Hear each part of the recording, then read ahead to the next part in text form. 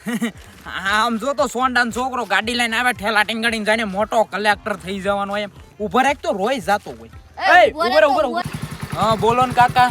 એલા ક્યાં જા તું આ રોજ ઠેલા ટીંગાડીને ક્યાં ઉપડ્યો? કાઈ નહીં કાકા, હમણાં પોલીસની ભરતી આવે છે ને તો લાઇબ્રેરીમાં ટ્યુશન કરું અને વાસવા જાઉં છું. કેમ થાય આ વખતે પોલીસમાં વારો બારો આવશે કે પછી બાપની વાડીએ ઢેફા જ ભાંગવાના છે? હવે ઈ તો કાકા નસીબમાં હોય તો નોકરી મળી જાય. હવે અમે તો મહેનત કરવી છે. સારું હાલો કાકા, મારા મોડું થાય ને તે હું જાઉં. આ કઈ એના બાપનું ઉકાળ છે ની, ભલે રોજ ઠેલા લઈને જાતું. હવે અહીંયા વાડીએ ઢેફા ભાંગતું હું પોલીસની તૈયારી કરતું છું. હવે ઠીક મારે કેવું જોઈએ સોંડા ભાઈ ને આને વાડીએ લઈ લો. આ કઈ નહીં કરે ડોહો.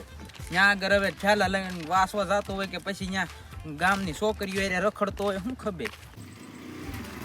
પપ્પા છે ને તમે ઓલા બાબુ પાટલીને સમજાઈ દેજો. આજ મને ઊભો રાખીને કહેતો હતો કે ક્યાં જા નામ ને તેમને વાડીએ ઢેફા ભાંગવાના છે, તૈયારી જ કરતા હોય, ત્યાં કઈ રખડવાનો જતો હોય, તમે છે ને એને સમજાઈ દેજો. પણ છે ને બટા આ ગામ હોય ને અહીંયા આવા પાંચ હોય જ તે, એ કોઈનું માથે લઈને ન ફરવાનું હોય. હું તને કઈ કહું છું, હું તને કઈ ન કહેતો, તું તારી રીતે તૈયારી કરી, ભણી ગણીને આગળ વધને સારી રીતે છે ને પોલીસની તૈયારી કરી નોકરી લે.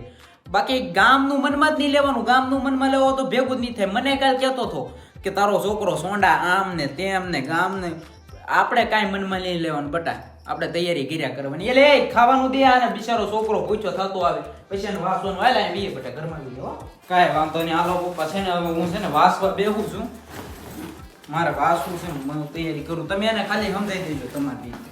કાંઈ વાંધો નહીં બટા, હું છે ને એને મારી રીતે સમજાઈ દઈશ. બાકી તું છે ને તારી રીતે તૈયારી કર અને કાંઈ જરૂર પડે ને તો તું તાર કહેજે છે તારો બાપ બેઠો છે હો ને, તું તારી રીતે વાસ. હું જાઉં હો.